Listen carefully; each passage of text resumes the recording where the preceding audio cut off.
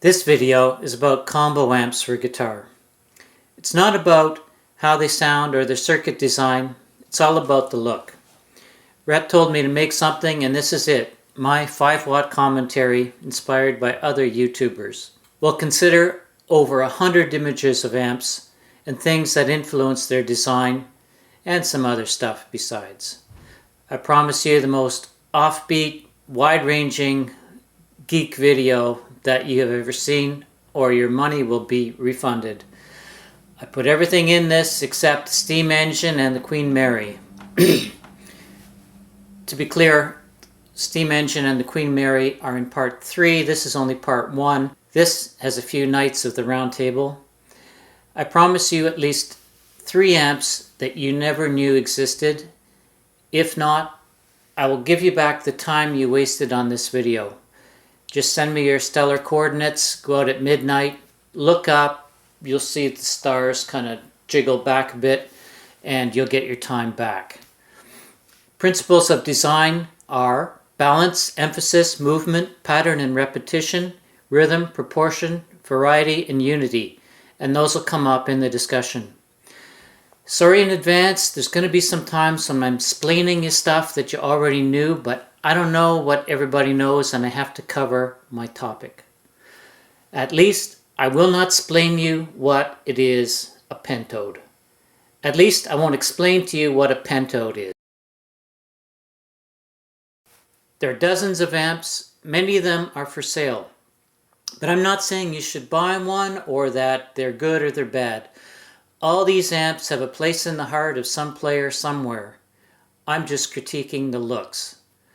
Of course, it ends up being free publicity for a lot of sellers because I take their images, but I make no money on this. I make fair use of some landmarks of design for educational purposes. That's it. With the echoes from the amplifiers ringing in your head. Why are combos so appealing? What are they based on? And what was the one new invention that made the combo amp possible?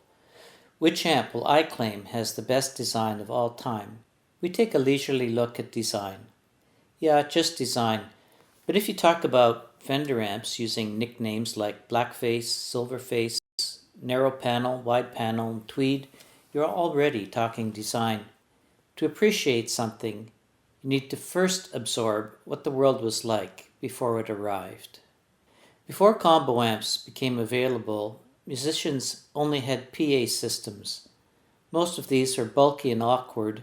By 1915, Jensen and Pridham made a horn speaker with a voice coil and a diaphragm for a PA system. If you have an amp with a Jensen speaker, the roots of that brand are with the same Peter Jensen. PA amps were the more common alternative to guitar amps after combos became available. They did not have the combo format, and most of them were made to be installed and not hauled around. The few portable versions tended to have 2 speakers in 2 cabs. This one seems portable indeed. What a concept! Select your application. Love the chicken head knob of 1940. Movie projection amps were around in the early days and merit only a footnote. It was hard for me to imagine using a projection amp of the era, as I had no idea what they were like. When you see one, it makes more sense. This is the first of several images I copied from Tom's Amp website. A tip of the hat to Tom Curry, I think, who has an amazing rental outfit in Detroit where you can rent a host of amps from the 30s to the 60s to use on a recording session. I do not see movie projectors as ancestors to combo amps, but rather as an alternative if you couldn't get a real combo amp. This unit has been converted to a combo. The sounds of a projector amp driven to distortion are now available in an emulation pedal. The most common device with an amp before the combo was the radio receiver. All I'm saying is that the radio was a common model of how to put an amp and a speaker in a box, and therefore influenced combo design for the appearance. We don't see a design influence until the self-contained speaker was used. Before that, you needed either headphones or an external horn to hear anything. Small radios also existed. The first radio set I found with a self-contained speaker does have a design element that will be repeated with many early combo amps.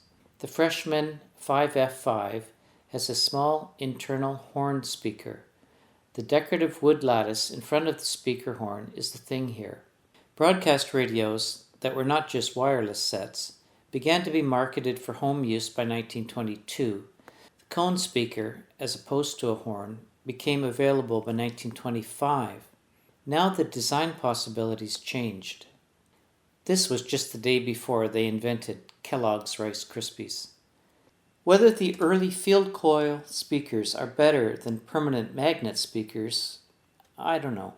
I'm not an expert, but I suspect that materials quality and precision in manufacture matters more than which of the two designs are used.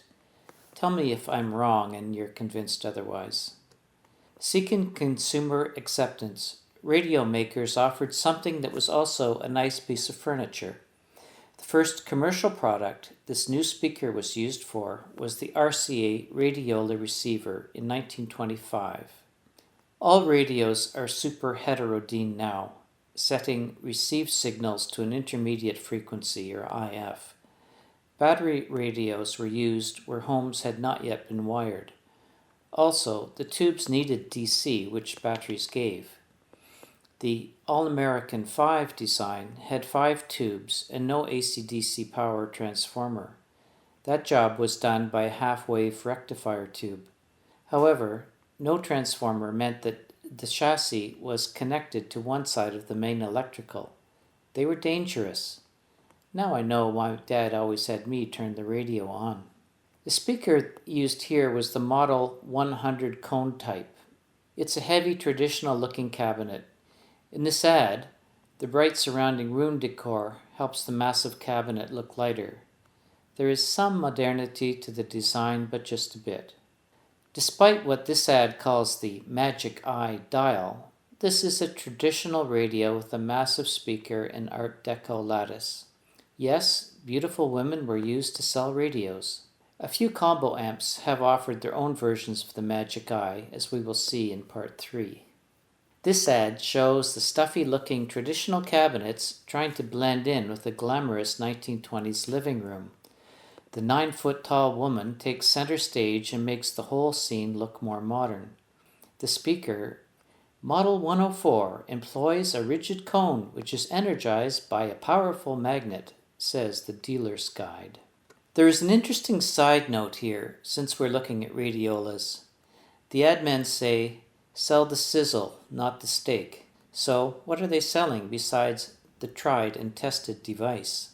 There are 2 beautiful women center stage here, but the room decor could be from the 19th century. Is the young couple leaving Grandma alone in her old-fashioned house while they hit the town? Or are they leaving town altogether?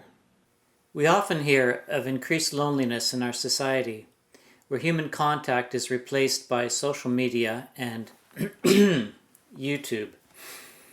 But the tagline, "There is no loneliness where there is a radiola," reveals that loneliness was already seen as an issue by some people in the America of 1926.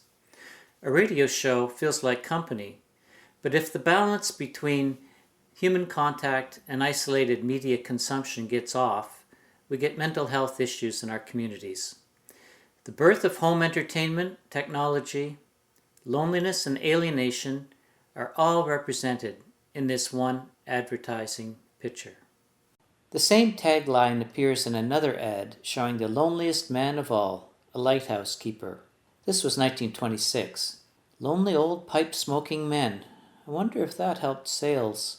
By the way, if you've never met Mick and Dan in person, but consider them your best friends, you should think of getting out more. Join a bowling league or something.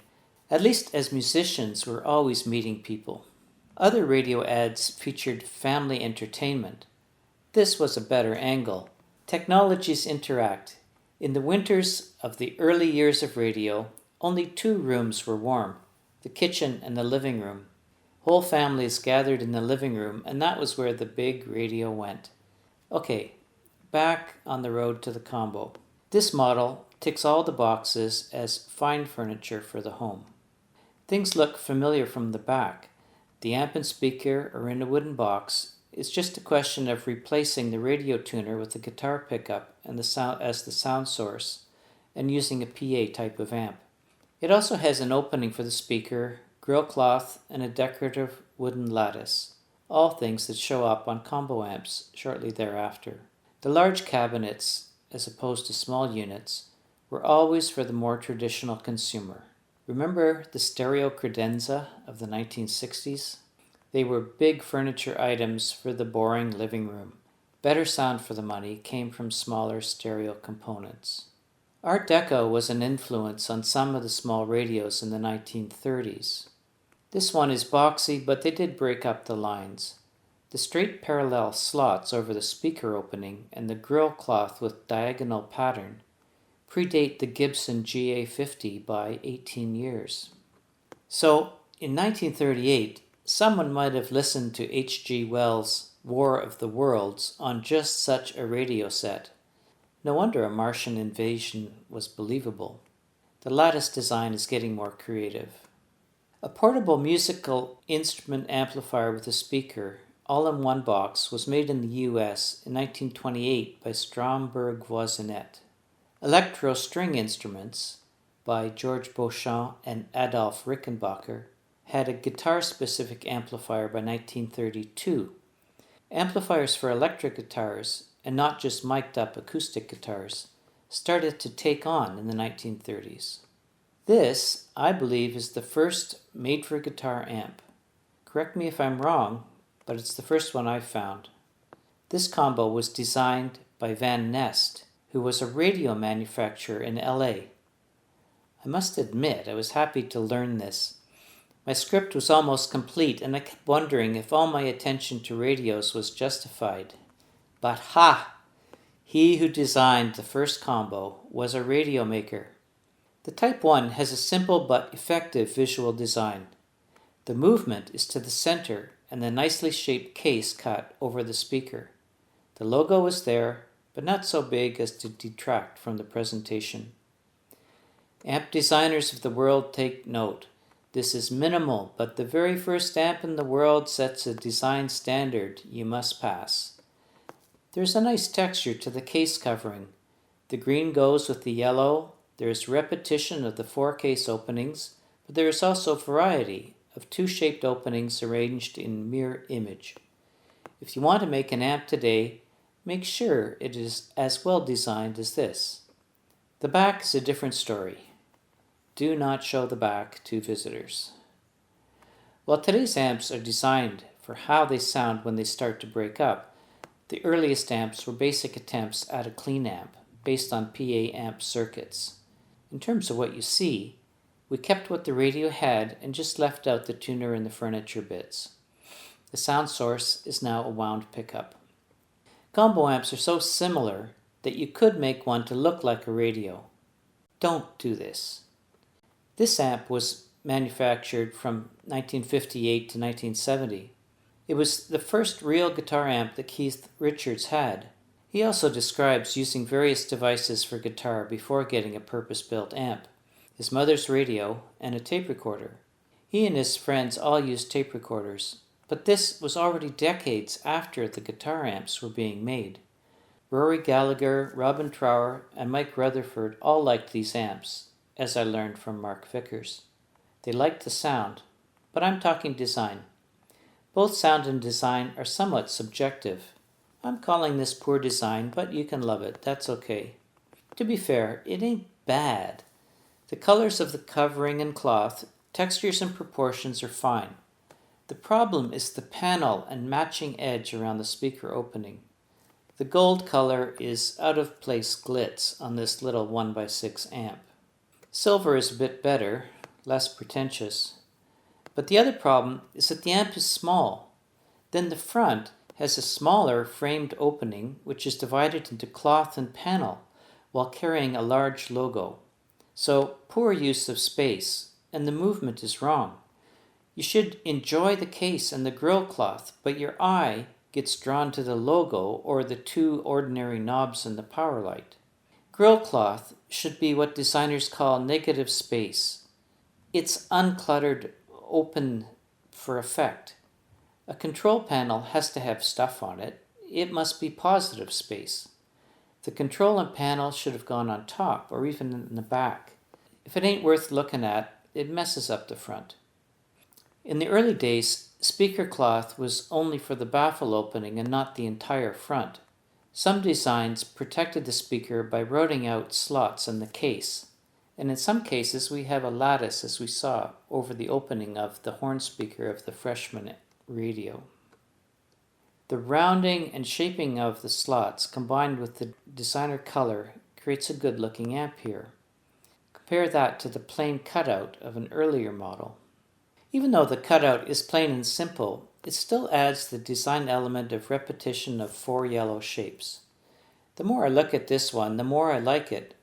An honest working class amp. Those are 2 colors that look good together. Nice texture on the grill cloth. This example is less appealing. The handle no longer echoes the round speaker opening, and the colors are shot. We will see in part 2 how Rickenbacker was in the combo amp game from the early days, and these amps have historic value. I wish my combo amp had a fold down panel like this to protect the speaker when it goes in the back of the car. The E logo and vertical elements suggest the treble clef. There is also a branding badge top right. That's unusual for 1936. It's odd that Fender would also have a treble clef with a lightning bolt logo. This is almost cool. It does have a clean tubular handle and recalls the Seska chair. Too bad, for the first time I saw that handle, it was on an old beer cooler. The association stuck for me. Marcel Bauer had already used tubular steel for chairs 14 years earlier. While this amp is no Cadillac, the opening goes wider and round at the bottom. The lattice gives rhythm to the front, like seeing little waves in a pool. Prior associations mess with my mind again. The rounded case and exceptional wooden handle remind me of a sewing machine case I saw. The speaker covering lattice comes from Sir Galahad or Sir Bleoboris. It keeps the speaker behind bars in a dark dungeon. I can't explain why, if National had this attractive grille over the speaker in 1938, they put out the horrible one with their top-of-the-line Model 100 the following year. On the Model B, we have rhythm in design. Don't know if I can sell you on this rhythm thing. Try imagining that you've had too many free drinks, someone puts this photo on your music stand, and in a daze you think it's music notation. If you were going to play it left to right, you would play maybe an ascending National line with a rhythm of long, short, short, long, short, short, long. Bida boom, you got rhythm from design. Okay, it seems one of the weaker design principles. I'm just doing my job here. Out back, the logo is repeated on the control panel. That's good. I guess you lift off the triangular handle piece, which seems odd. A vertical two-tone job. The protruding frame does not help. The actual treble clef looks kitsch to me. An actual treble clef is less effective than the Epiphone E that only reminds of a treble clef. Why is that? Good design is suggestive, not literal. The Finns did a better two-tone vertical with this 10-watt amp. The trouble here is proportion.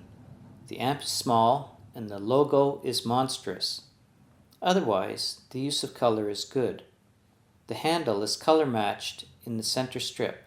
All the hardware and trim is silver. This is just an unupholstered cutout front panel and has no charm. You can do any kind of cutout.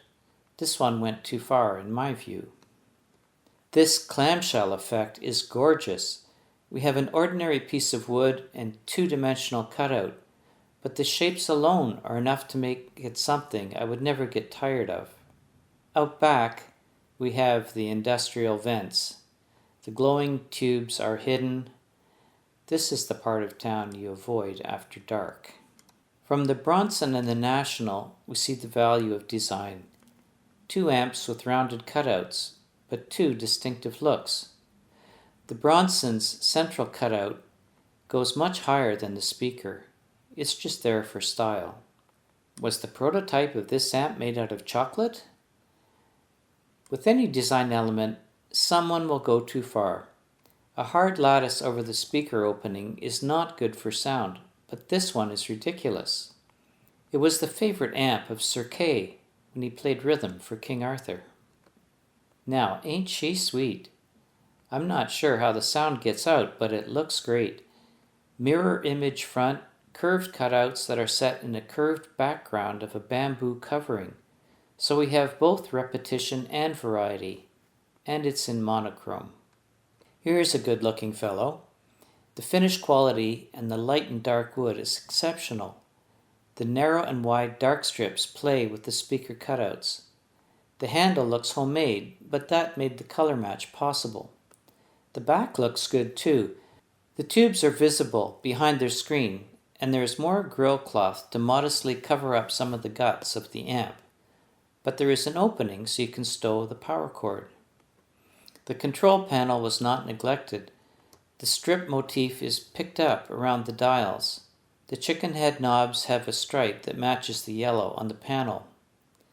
The other possibility is to have strips of baffle across the speaker opening and then put grill cloth over everything. This design has no emphasis or variety or repetition. The eye movement is to a simple snot green G. It is ironic that this is one of the BR Gibsons. The next view of a BR1 is kinder to the amp face.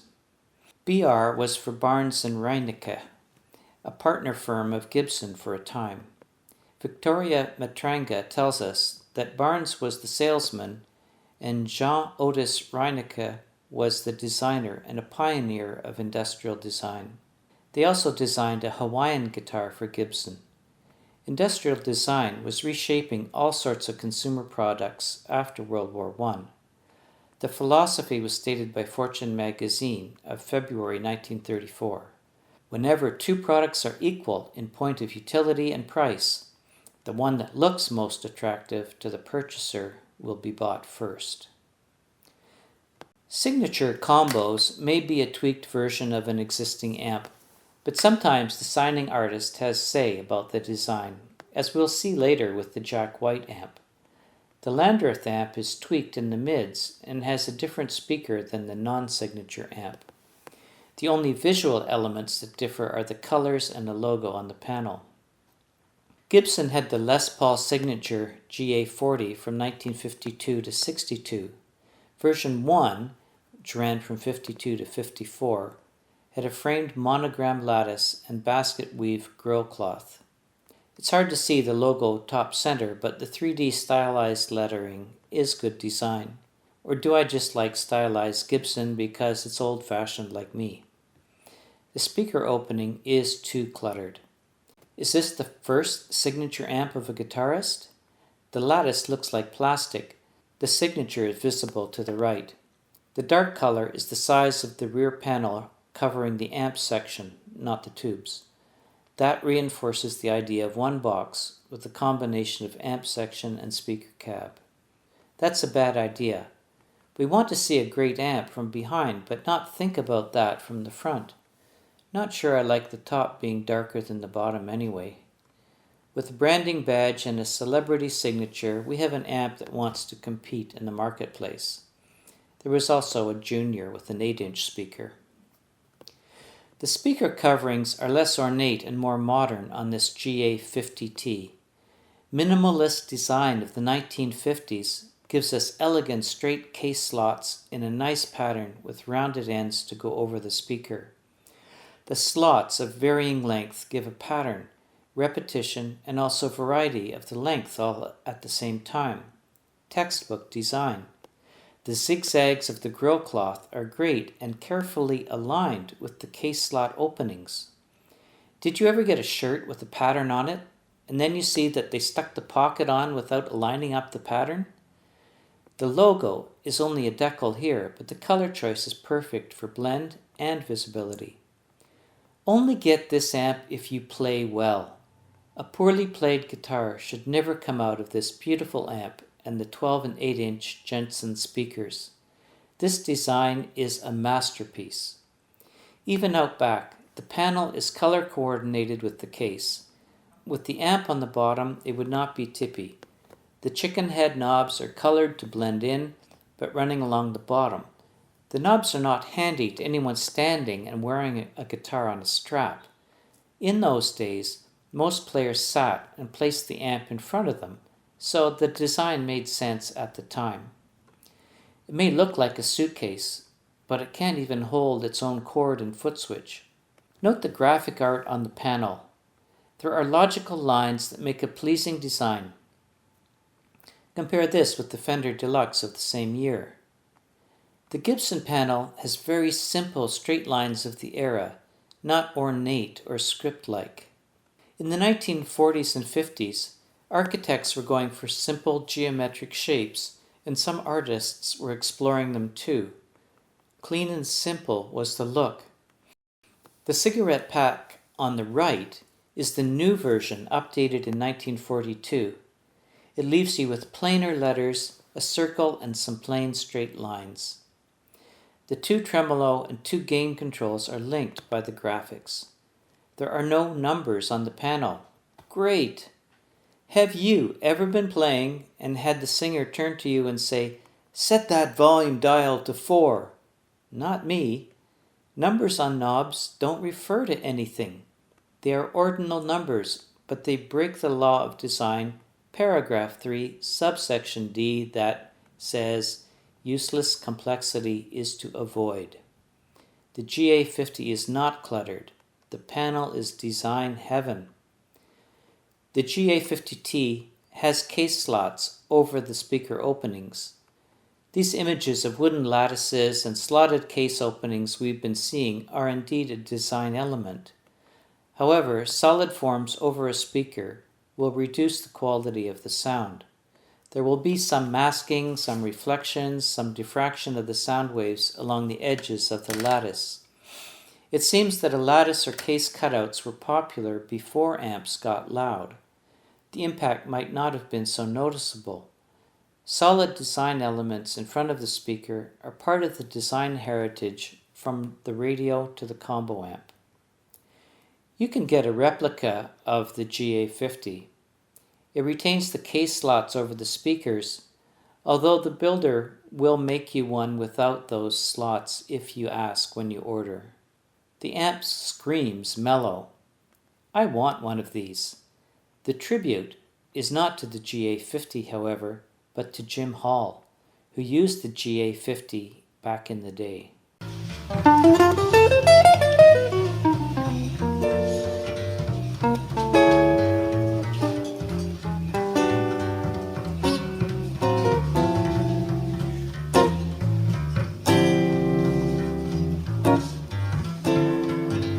Any discussion of design has to consider the material covering the opening for the speaker. How is it that guitarists all know what color is meant by oxblood? 'Cause grill cloth matters. I've been on a farm, never seen oxblood in all my born days. Typically, you don't really see the speaker. There are a few exceptions. Still, most makers keep coming out with fragile but lovely grill cloth, and not just a bit. The Epiphone shows that you only need grill cloth over the minimal opening in the baffle, but we get more than the minimum. One option was the TV front, larger than the speaker but less than the full front. You can see the dark circles through the cloth for two 12-inch and two switchable 4-inch Jensen speakers. Or you could have wide panels top and bottom with virtually nothing on the sides, like Fender Champs, or narrow panel. Did you know you can have no panel on top? K-amps link to the very first instrument combo of 1928. In 1931, Stromberg Voisinet was purchased by Henry K. Kurmeyer. It was bought and sold many times after 65. The K Vanguard series started in 1962. They were the first production solid-state amps, according to Alex at Tone Gems. This triumph of top designers had no top panel. The grill cloth is just pulled over the top edge. Why do I associate this with the 1960s? Anyone know? How about wide panel on top, narrow on the bottom? Here the preamp knobs and jacks are on top. The power amp is on the bottom. That surprised me. Not many guitar amps separate the preamp from the power amp. A sidebar on pre and power amps. Fryette divides the basic components in an interesting way. You get what appears to be a combo amp. You might think you're good to go, but don't forget to bring your power amp. Come on, you amp builders. When you see a handle like this, you feel like picking it up. Down with cheap handles. Okay, back to grill cloth. We looked at the variations, but most amps spread their grill cloth over most of the front, and I love it. I'm old enough to remember when everybody wanted Acoustic Research stereo speakers. Yeah, it was said they sounded good, the wood veneer was nice, but the grill cloth was to die for. You saw the fine, pale grill cloth, and you could just know that music would waft out of those speakers like a cool breeze on a warm day. Current market offerings of combo amps show I'm not the only one who falls for a nice grill cloth. Benson gets cloth. I wonder why they used the Earhart name. Top marks for a logo that fits the cloth. That's the beauty of negative space. Yards of uncluttered cloth. In some fields, materials are just good or bad. Titanium's always light, steel can vibrate, plastics won't rust, gold is a conductor, asbestos an insulator. Materials have properties you want or you don't want for some purpose. In design, materials matter, but you can't exactly solve a problem by just using one material over another. Even grill cloth can look bad. Here we have repetition, monochrome, geometry, and a 3D effect. Like it or not, or ask yourself when you look at the grill cloth, how do you feel? You have to live with a combo amp for years and decades. You should feel good when you look at it. It seems this pattern is too busy for me. Is that negative space or positive space or neither? Hi, if there's anybody still watching, I'm going to wrap it up here. I'm about 2/3 the way through part 1, so this might become a 4 or 5 part series. You get the idea of where it's going. We've finished all the history stuff, so it's a bunch of amps from now on. I might be able to do the second installment soon. Could be a few weeks before I get time to do part 3. But if this is of any interest, we'll see you at some point later.